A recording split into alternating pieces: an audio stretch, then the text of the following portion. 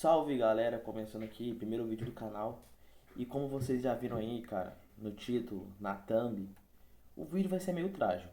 Sim, o meu time, Vasco da Gama, tomou 4-0 do Independente Del Valle. Irmão, vocês têm noção do que é isso? Cara, o Vasco jogou fora de casa, o jogo foi na altitude e o Vasco entrou com uma formação que normalmente o Vasco não entra. Fazia tempo que a gente realmente não via essa formação. Eu vou estar colocando ela na tela pra vocês, eu vou mostrar, mas vou estar falando aqui também, beleza? Pô, cara, o Vasco começou no gol com o Léo Jardim, até aí beleza, Léo Garden neles, ontem inclusive salvou muito o Vasco. A lateral esquerda, Paulo Henrique, é o que a gente tem de melhor. Aí essa zaga, assim, é tenebrosa. O Vasco tem um problema na zaga e o Vasco não resolve.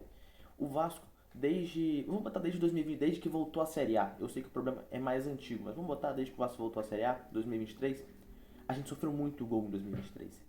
Em 2023, a gente quase caiu, tá? A gente quase caiu. A nossa zaga em 2023 era, assim, horrível, era tenebrosa. Em 2024, a nossa zaga continuou sendo ruim. Pedrinho não decidiu contratar. E para esse ano, a zaga continua horrorosa. João Vitor, que custou 40 milhões. Irmão, 40 milhões do João Vitor. Um zagueiro assim horroroso. Que não tem nível tipo, pra jogar no Cuiabá, eu não tô nem de sacanagem. Lucas Freitas, que não conseguiu ser titular no Juventude ano passado. Boa, Vasco, é isso daí. Aí a lateral esquerda, Piton. Que assim, jogava bola até um ano atrás, Piton era bom. Já tem um bom tempo que a gente sabe que o Piton não joga nada. Inclusive ontem foi expulso. Beleza? Aí os volantes do Vasco, que não marcam, era Hugo Moura e Tietê. E que assim, o Hugo já foi muito importante pro Vasco. Gosto muito do Hugo. Quando o Hugo joga bem, pô, cara, realmente ele é um cara que eu gosto de ver. Um cara que, pô, é muito bom na marcação. É um cara mais de marcação, tem o físico e tal, tem o corpo. E o Tietê, que jogou no Botafogo e tal, todo mundo conhece o Tietê, jogou no Palmeiras, campeão brasileiro, que não sei o que. A galera até falava, onde o Tietê vai, ele é campeão, ganha brasileiro, o Vasco vai ganhar. Mas, irmão, aqui é Vasco. O cara jogou no Palmeiras, o cara jogou no Galo, o cara jogou no São Paulo. Mas aqui é Vasco da Gama. Olha o elenco que o Tietchan tem. Inclusive, o Tietchan ontem não jogou nada, né? Sim, cara, o Vasco, se você for falar quem jogou bem ontem, é o Léo Garden, nosso goleiro, Léo Jardim. Amo o Léo, beleza? Isso era pra ser um coração. Eu sou meio doido. Bora. Aí, tipo, ponta esquerda era o Ryan, moleque da base. Ontem também não tava bem. Até tentou no início do jogo, ele tentou um chute e tal. Mas, isso daí. Ponta esquerda, o Nuno Moreira, que, pô, cara, é um dos únicos jogadores do Vasco que eu vejo que, assim, cara, o cara consegue pensar, o cara sabe jogar futebol, o cara sabe que a bola é redonda e o gramado é verde, entendeu? Inclusive, ontem o Hugo, ele sai, né, no segundo tempo para entrar o Maurício Lemos, o Vasco perdendo de 1-0. O Diniz resolve tirar o Nuno para colocar o Maurício que é zagueiro. O Nuno ontem tava jogando meio que na ponta esquerda, se vocês forem na formação aí que a TNT postou e tal. E aí, nosso ataque, os nossos dois atacantes eram o Verratti, o Pirata da Colina, e o GB, que estava recebendo a oportunidade, moleque novo e tal, cria do Vasco, muito novinho ele, para jogar junto com Pablo Verratti. E cara, o GB, ele, tipo assim, não dá nem pra ver o GB, não dá nem pra gente avaliar o GB. Porque assim, como é que eu posso dizer? O Piton, com tipo, lá 11, 12 minutos de jogo, o Piton é expulso. Num lance que assim, claramente era pra vermelho. O árbitro de campo, quando acontece a falta, ele vai lá e dá um cartão amarelo, mas logo ele é chamado pelo VAR e o VAR fala com ele que, pô, cara, isso daí é lance pra vermelho. E ele realmente chega ali, cara, realmente era um lance pra vermelho. Aplica o cartão vermelho para Lucas Piton, que foi imprudente, irmão. Cara, naquele momento você não precisava. Beleza, você quer matar o ataque? Tudo bem, mata o ataque. Se a gente for olhar até na imagem que o Piton é expulso, ele tenta matar o ataque com as mãos, ele tenta dar uma abraçada no jogador dos caras. Só que como ele vê que não pega, ele tenta colocar o pé na frente. Bom, Piton aparece ali que ele queria colocar o pé na frente. Ele definitivamente não queria acertar o tornozelo do jogador com as travas de sua chuteira. Ele acaba acertando, fazendo sim uma falta que claramente era para cartão vermelho. O árbitro acertou nisso. Não dá para você ser tão irresponsável igual o Piton foi ontem. Na moral, velho, o seu time, pô, início de jogo, irmão, que tomasse o gol, e claramente não era um lance ali de pô, caraca, pô, se não matar a jogada aqui, vai ser expulso, vai tomar o gol e tal. Cara, e mesmo que fosse uma jogada, que Piton fosse o último homem, o que é melhor? Você jogar uma partida inteira, perdendo de 1-0, tal, tomou um gol ali no início do jogo, ou você jogar a partida inteira com um homem a menos? Cara, claramente você jogar com um homem a menos é pior. E o Diniz, eu não tô aqui defendendo o Diniz, inclusive acho que ontem. A gente não tem nem como você defender o Diniz. O Diniz ele deu uma coletiva lá falando que com a expulsão do Piton prejudicou muito o time. Se Piton não tivesse sido expulso, teria sido outro jogo. E nisso eu concordo com o Fernando Diniz, tá? Concordo muito com ele nesse aspecto. Mas porque, tipo assim, eles iam entrar lá marcando muito em cima e tal. Aí o Piton foi expulso, aí tem que tirar a GB pra colocar Vitor Luiz com 15 minutos de jogo. E aí, tipo, você tira um centroavante pra colocar um lateral. Vitor Luiz, assim, não tem nível de jogar no Vasco. O Vasco tem que ir atrás de um lateral esquerdo para disputar a posição com o Piton. Primeiro que o Piton não é um cara que, assim, está à altura de um time do tamanho do Vasco. O Piton já foi muito importante, já pedi Piton na seleção brasileira. O Piton já foi um dos melhores laterais esquerdos desse país. Mas nesse exato momento, claramente o Piton não é. O Piton é um jogador fraco defensivamente, não ataca igual atacava antes. Realmente um lateral esquerdo muito fraco. E tal, depois da expulsão do Piton, a gente tem até um lance bom que eu não lembro quem bateu uma falta de longe. Se não me engano foi o Ryan. Ryan bate a falta de longe. O goleiro espalma, a bola vai na cabeça do PH. Era um lance ali meio difícil, tal, meio disputado. Ele acaba dando uma cabeçada, a cabeçada vai pra fora, a bola passa por cima ali do gol. Era um lance que assim dava pra fazer, mas eu não vou pegar no PH por causa disso, até porque pô, o cara é lateral, nem era um lance assim tão fácil e tal. Claro, se fosse um Verratti ali, algum outro jogador ali, talvez faria o gol, mas o PH acabou não fazendo. E cara, eu quero aqui hoje criticar muitos, né? A gente vai criticar muitos dos jogadores aqui. E um que a gente não pode criticar é o Léo Jardim. Cara, ele pegou pênalti ontem. O cara foi extremamente importante. Renovou com o Vasco, graças a Deus, muito obrigado. Vai ser o goleiro mais bem pago do Brasil, né? O goleiro mais bem pago do Brasil é o Léo Jardim. E cara, eu vi gente ontem, eu não vou falar quem, tem um canal aqui no YouTube e tal, a pessoa faz vídeos do Vasco. Não é o Josão, tá? Não é o Josão. Que criticou o Léo Garden, falando que Léo Jardim é um goleiro mediano. Irmão, eu não acho isso. Não acho isso, cara. É só você olhar as últimas 2, 3 temporadas do Vasco. O cara salva demais esse time. Claro, eu acho que o Vasco não pode ficar de refém do Léo. Tanto que eu até falei, cara, se o Léo não quiser renovar, irmão, vaza. O Vasco é muito maior que você. Mas ele renovou. E, cara, falar com o Léo Jardim não é nada, irmão. Você tá de sacanagem. Falar que o Léo Jardim é um goleiro mediano, assim, isso não existe. Eu até criticava Verratti, que eu às vezes critico.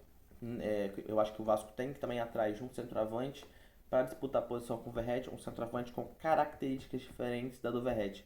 O Verratti é um centroavantão alto, tal, muito bom de cabeça, mas que não consegue dominar uma bola, não consegue segurar uma bola lá na frente. É um cara que o passe dele também é tenebroso, cara. É bola no Verratti, lá na frente é certeira, vai perder. Eu gosto muito, ele é artilheiro do Vasco no ano, não sei quantos gols o Verratti tem nesse ano. Mas, cara, é um cara que, assim, é muito limitado, é extremamente limitado. Nem todo jogo é pro Verratti, igual um jogo de ontem. O jogo não tava pra Verratti. Você tem um cara com características diferentes do Verratti no banco, um cara que, assim, seja ok. Cara, você coloca esse cara e pode mudar o jogo. O Verratti é um cara extremamente limitado. Gosto muito do nosso capitão, é o pirata da colina. Mas, assim, não dá pra negar que o Verratti é um cara extremamente limitado.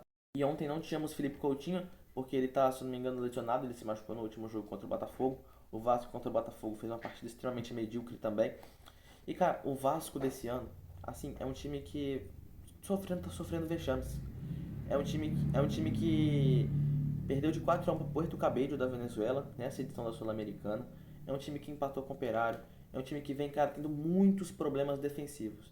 Então, assim, eu sei, o Vasco não tem dinheiro. Fazer o quê? É a situação do Vasco. Mas, cara, não é possível que não tenha um zagueiro no mercado. Tenta fazer uma forcinha, cara, pra contratar. Vende o João Vitor, pelo amor de Deus. O João Vitor foi extremamente caro. Vende o João Vitor, pelo amor de Deus. O João Vitor não joga nada. O João Vitor, assim, é horrível. É um cara que eu defendi por muito tempo, mas, assim, de uns 3 meses pra cá, não dá pra defender o João Vitor. O João Vitor vem fazendo atuações tenebrosas e horríveis. Eu vejo o Vasco ainda parece falando de contratar Brian Rodrigues, aquele ponta lá uruguaio, que o Vasco tentou em janeiro, no início desse ano, contratar, não conseguiu, tal. E cara, esquece esse cara, irmão. A gente tem problemas maiores para serem resolvidos. A gente tem volantes que não marcam, o Hugo que era para marcar, não marca, o Tietê não consegue marcar também. E temos zagueiros assim, horrorosos que não marcam, irmão, zagueiro que não marca. Que mundo é esse? O Vasco hoje joga com Lucas Freitas e João Vitor como titulares. E no banco, se você olhar pro banco de zaga, você tem quem? Você tem Lucas Oliveira, que é apelidado de Léo Pelé Destro. A galera chamava, já vi gente chamando ele de Léo Pelé Destro. Um cara que quando saiu do Cruzeiro a torcida agradeceu. é esse tipo de jogador que a gente tem no time. E aí a gente também olha pro lado, a gente tem Maurício Lemos, que assim, já fez, realmente fez uma boa temporada no Galo, na temporada, se eu não me engano, de 2023. Inclusive ele fez gol contra o Vasco, no primeiro jogo do Vasco no Brasileirão de 2023, fez o gol de cabeça, partida na qual o Vasco ganhou de 2-1, né? Mas assim, Maurício ele não entra, eu não sei porquê, eu sei que ele teve uma lesão nesse ano e tal, mas assim, já tem tempo que ele se recuperou dessa lesão e ele não entra. E assim, o Maurício, ele é melhor do que Lucas Freitas ou João Vitor, com certeza. Não acho que o Maurício, assim, nossa, é um zagueiraço, mas assim, melhor que João Vitor. E Lucas Freitas, eu tenho certeza que ele é. O Vasco, no final do primeiro tempo, vai e toma gol de um camarada que eu tenho o nome dele aqui. O nome do camarada é Mateu Carabarral. Carabarral. Lembrou até, quando eu lembro quando ele fez o gol e o narrador falou, ah, não sei o que lá, o Carabarral. Eu lembrei daquele Carabarral horrível que jogou no Vasco, aquele argentino. Quem lembra dele, que ele veio do Santos e tal? O Vasco toma o gol do Carabarral, assim, cara, gol ridículo, a defesa do Vasco é ridícula. Aí o Vasco volta do segundo tempo e faz o quê?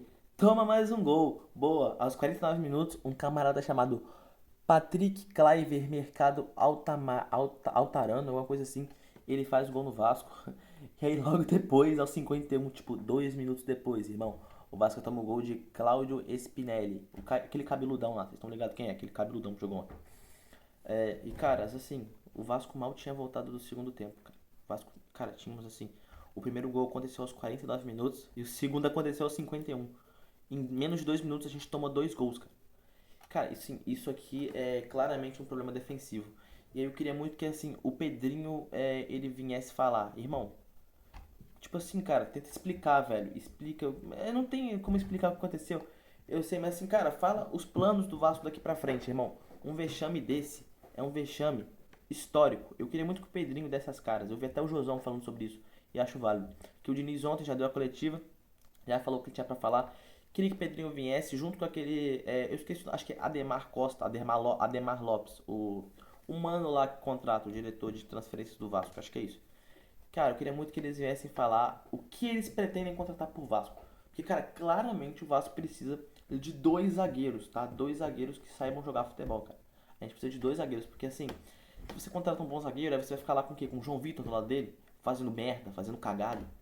Então, assim, a gente precisa o quê? De dois zagueiros. E aí tem o Maurício Lemos, que é um zagueiro bem ok, bem médio, no banco pra ser reserva desses caras, tá? Então, cara, realmente o Vasco precisa muito de reforços. O time do Vasco é um elenco que, assim, é extremamente médio. Cara, o time do Vasco, assim, a gente fica falando muitas vezes, tipo, criticando o time do Santos, é horroroso, eu vejo, eu acompanho muito o Jorge Igor, gosto muito do Jorge Igor. O mano lá da TNT Sports, comentarista e narrador. Cara, ele critica muito o time do Santos. Irmão, o time do Santos eu também passei por muito tempo assim, criticando, falando, cara, que time ruim. O time é realmente horroroso, o Neymar joga sozinho.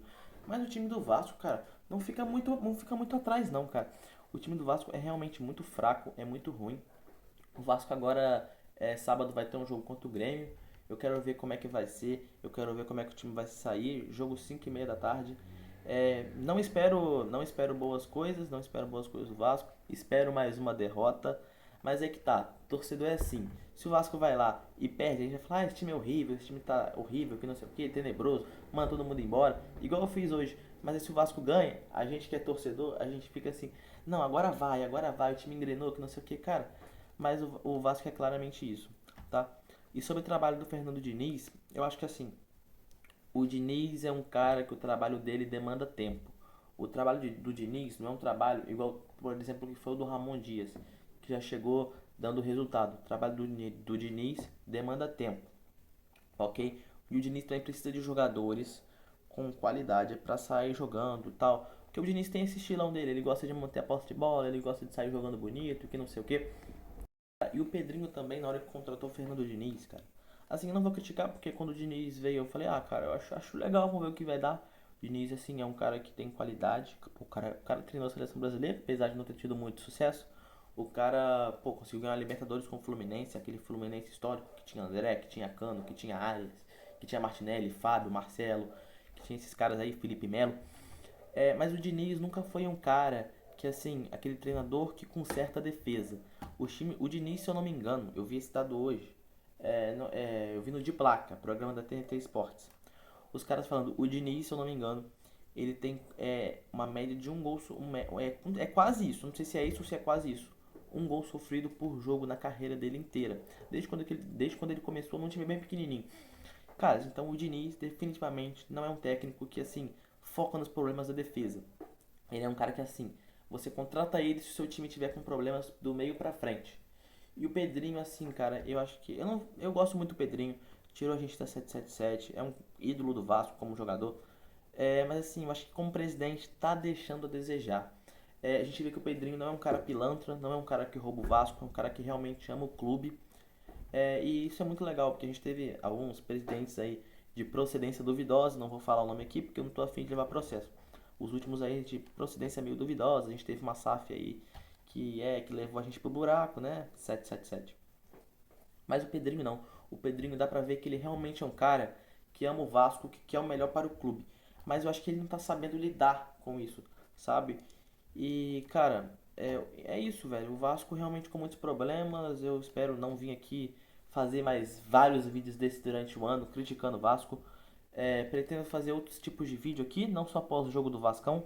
Pretendo fazer vídeos de outros jogos e tal, tratando sobre outros assuntos futebolísticos também. Ok? Espero que tenham gostado. Muito obrigado, valeu, tchau. Deixa o like, se inscreve no canal. Beleza? Valeu, é nóis.